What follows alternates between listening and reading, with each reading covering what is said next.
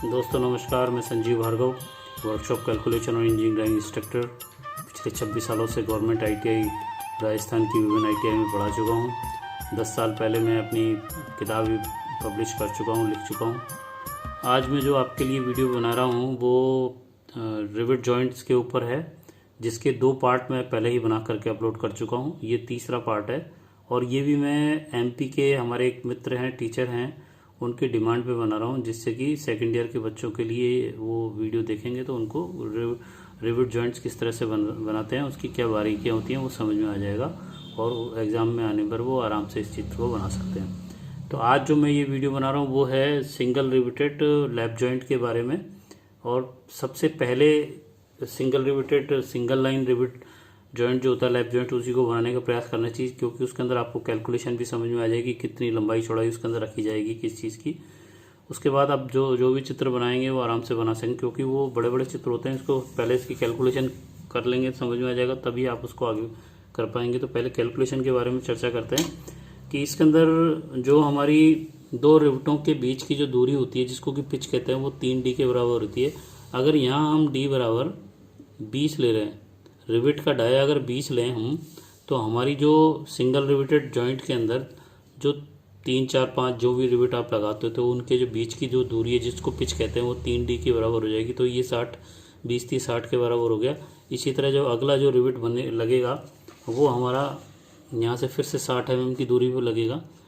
उसके बाद मार्जिन की बात आती है, तो मार्जिन हमारा प्लेटों में दोनों तरफ लगता है। ये सेंटर लाइन के इधर भी मार्जिन लगेगा और इधर भी मार्जिन लगेगा। तो आप देखें कि यहाँ पे मार्जिन जो है वो 1.5d होता है। d से 20 से गुणा करेंगे तो ये 30 का हो गया, कि बाहर की लाइन हमारी सेंटर लाइन से 30 की दूरी पे होगी, और इधर भी हमारी ये जो डॉटेड लाइन है वो बाहर वाली लाइन जो है 30 mm की दूरी पे होगी।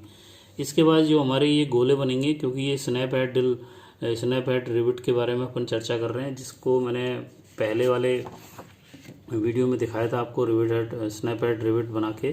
तो इसके अंदर हमारी जो ये ऊपर से देखने पर जो हमारा रिवेट देखेगा, एक गोला दिखाई देगा, जिसका डाया जो है हमारे पास 1.6d है। इसको 20 से मल्टीप्लाई करेंगे तो ये 32 डाया आएगा, तो उसका रेडियस हमारा 16 हो जाएगा। और एक हमारी रिवेट की जो डाया है वो हमारे यहाँ पे 20 है, तो इसका अगर सेंटर लेंगे तो ये 10 के ऊपर आएगा। 10 के रेडियस से ये गोला बनेगा, और बड़ा वाला हमारा 16 के रेडियस से गोला बनेगा। तो यहाँ पे आप देखें, मैंने ये जो 2 गोले बना रखे हैं, ये समझाऊंगा आगे जाके क्या बनेगा, क्यों बनेगा ऐसा। ये बड़ा जो गोला है वो रेडियस 16 है, और छोटा जो रेडियस है वो R10 है। तो इस तरह से हमारे ये single riveted single line lap joint का चित्र को मैंने भी थोड़ा सा बनाया, बाकी आपके सामने बना के दिखाऊंगा। तो यहाँ पर ये ऊपर जो आप रिवेट का सेक्शन व्यू देख रहे हैं, इसके अंदर हमारी 2 प्लेटें हैं। एक ये प्लेट है और एक ये प्लेट है, जो एक दूसरे के ऊपर लैप जॉइंट के रूप में रखी हुई हैं। और इन दोनों प्लेटों के बीच में छेद करके ये ड्रिल डाला हुआ है।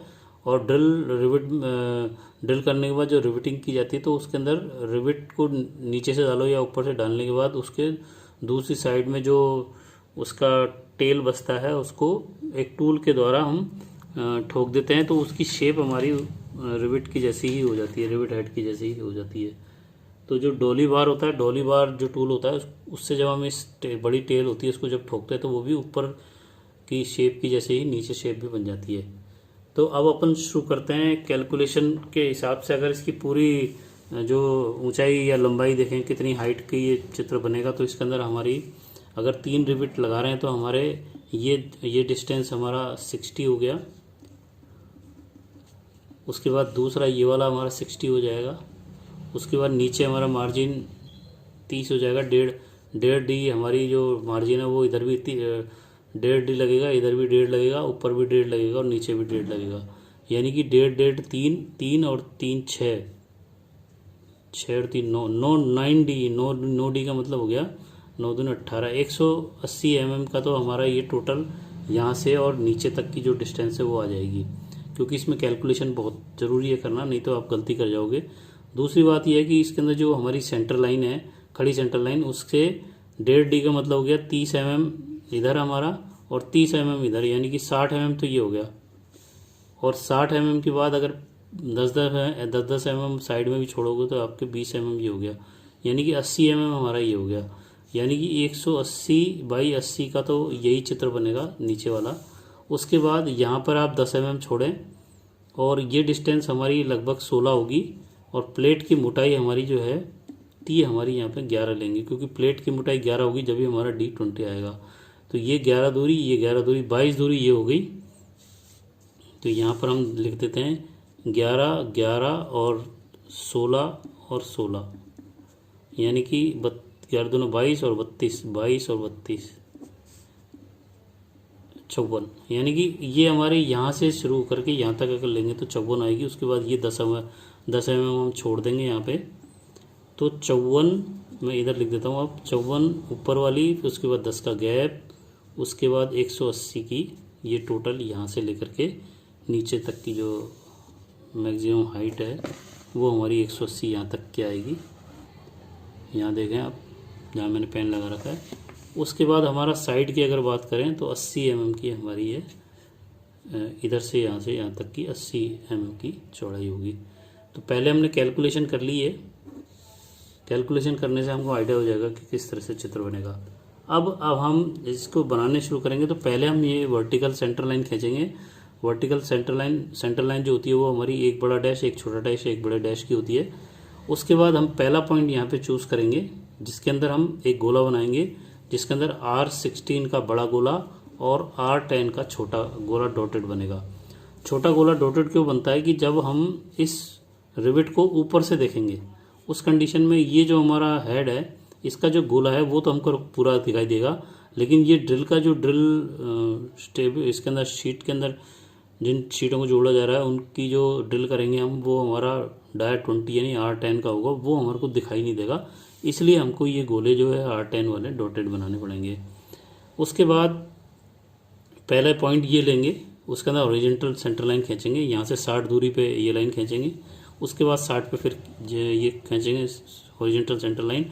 उसके बाद हम 1.5D यानी कि 30 mm नीचे छोड़ देंगे, यहाँ पे यहाँ 30 mm छोड़ देंगे और यहाँ हम ये 30 mm यहाँ छोड़ देंगे। 30 mm एक्चुअली में यहाँ तक है और ये 5 mm आप चाहें तो यहाँ पे छोड़नी पड़ेगी, क्योंकि हमारे को प्लेट शो करनी है कि किस तरह से ऊपर नीचे बनती हैं। उसके बाद ये हमारा यहाँ पे जो फ्लोरिंग टूल होता है, जिसकी वजह से हम प्लेट के जो किनारे हैं उनको इस तरह से टेपर ठोक देते हैं, जिससे कि ये करीब 5 डिग्री जो है यहाँ पर इसको ठोका जाता है। ये यहाँ पे 5 डिग्री है। इसी वजह से ऊपर से देखने पर एक लाइन हमारी इसकी आएगी, इस पॉइंट की, और एक लाइन हमारी इस पॉइंट की आएगी। और इसी तरह जब ये प्लेट हमारी नीचे आ जाएगी जो डॉटेड जाएगी, तो ये एक पॉइंट की लाइन ये आएगी और एक पॉइंट की लाइन ये आएगी। तो अब आपको पिक्चर क्लियर होगी कि ये हमने एक वर्टिकल सेंटर लाइन खींची। तो कैलकुलेशन करने के बाद हमारी ये पहले हमने वर्टिकल सेंटर लाइन खींची, उसके बाद पहले हमने ये हॉरिजॉन्टल सेंटर लाइन खींची, इसकी 60 के ऊपर दूसरी और 60 के ऊपर तीसरी हॉरिजॉन्टल सेंटर लाइन लेने के बाद ऊपर और नीचे हमने 30 की डिस्टेंस छोड़ दी। यहाँ से 30 है, ऐसे नीचे 30 छोड़ देंगे। इसी तरह हम इस वर्टिकल सेंटर लाइन के 30 दूरी पे ये 2 लाइन खींचेंगे और 30 mm पे 2 ये डॉटेड लाइन आएंगी। ये मैं आपको समझाता हूँ किस तरह से।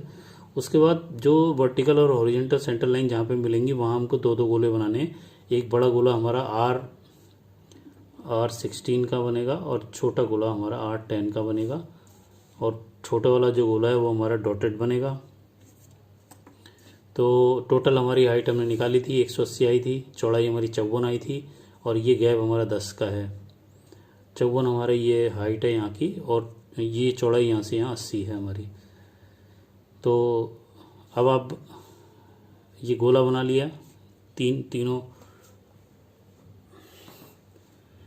हॉरिजॉन्टल लाइन पे हमारे गोले बनेंगे। तीसरा मैं आपके सामने बना के दिखा देता हूँ कि किस तरह से बनेगा। हमारा रेडियस है R16, जो मैंने यहाँ पर ये स्नैप रिवेट का ये चित्र बना रखा है। यहाँ से मैंने ये 16 उठाया और उसके बाद मैंने यहाँ रख के इस तरह से इसको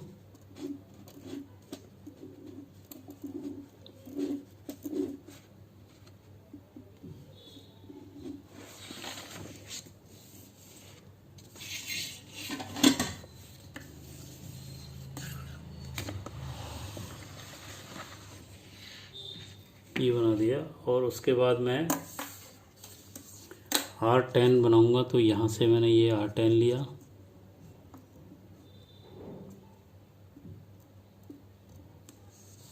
और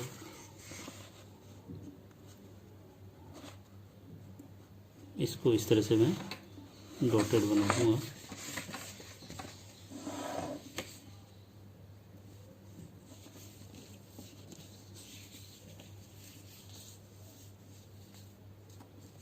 डॉटेड क्यों बनाया जाता है ये मैंने आपको समझा दिया है। इसके बाद यहाँ आ जाते हैं हम। यहाँ से यहाँ 10 mm छोड़ेंगे हम। छोड़ने के बाद अंदाज़ा ये 16 mm ये, उसके बाद 11 की ये और 11 की प्लेट है हमारी, ये फिर 16 ये है। तो पहले ये ओरिजेंटल लाइन खींचेंगे। यहाँ पर रिविट के बीच में लाइन नहीं आती क्योंकि रिविट का सेक्शन होता नहीं है, इसलिए इसको हमको छोड़ना पड़ेगा पूरा।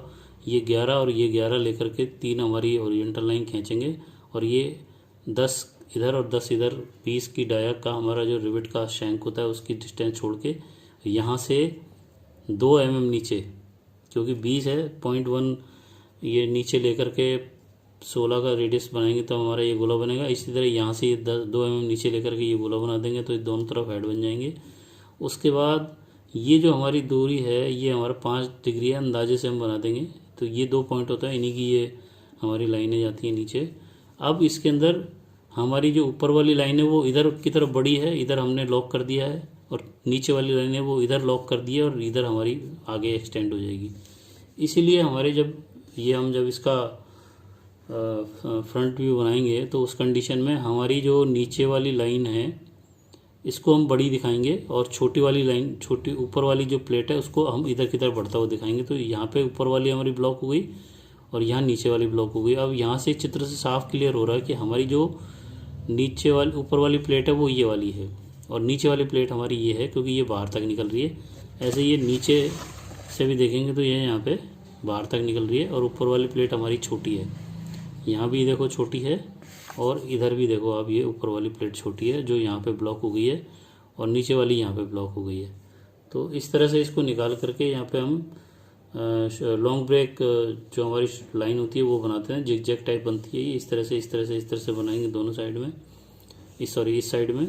और ये हमने दिखाया है कि हमने अगर इसको जो रिविट जॉइंट है उसको अगर हमने काटा, यहाँ से काट करके हमारी स्थिति जो ऐसी दिखेगी और इसके अंदर यहाँ हैचिंग लाइन आएगी, वो मैं बना के दिखाता हूँ आपको।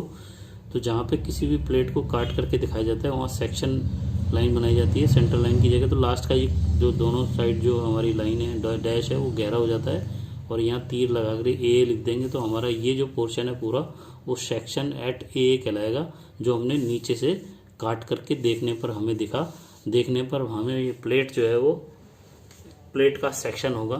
तो मैं आपको कलर उससे बना के दिखाता हूँ। ये हम 45 डिग्री के ऊपर समानांतर 3 mm 2 mm 3 mm के ऊपर इस तरह से हम हैचिंग लाइन बना देंगे। और रिविट के अंदर कभी भी हैचिंग होती नहीं है, इसलिए उसको छोड़ना पड़ेगा हमें। और दूसरी जो प्लेट है उसके अंदर सेक्शन लाइन की डायरेक्शन चेंज हो जाएगी, तो उससे पता चलेगा कि हमने 2 अलग अलग प्लेटों को रिविट जॉइंट के अंदर जोड़ किया है। तो आपने ये देखा किस तरह से मैंने बनाया। यहाँ पे ये 45 डिग्री या 60 डिग्री के ऊपर आप लाइन ले सकते हो। और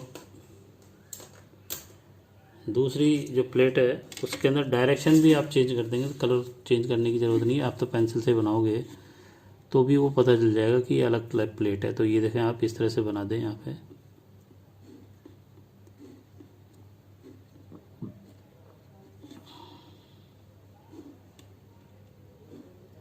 ये जो हैचिंग लाइन है इनकी डिस्टेंस जो है 3 लेनी है तो 3 mm लेंगे आप, और 2 लेंगे तो दो ही लेंगे। और उनकी जो एंगल है वो भी समान होना चाहिए। तो उसके लिए पैरेलल लाइन खींचोगे तो उससे आ जाता है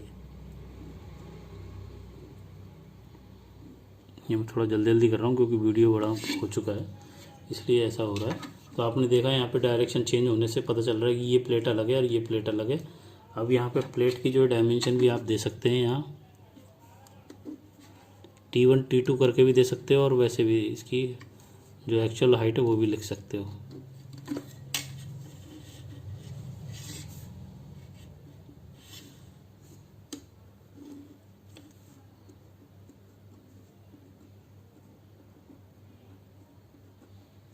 इसको आप T1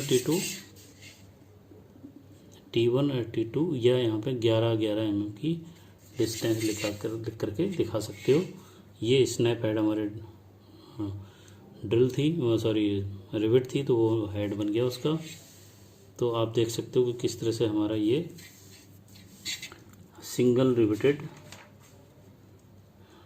लैप जॉइंट का चित्र तैयार है। तो इसका नाम अगर हम दें, ऊपर मैं दे देता हूँ इसका हिंदी, सिंगल रिविटेड लैप जोड़, और इंग्लिश में लिखेंगे तो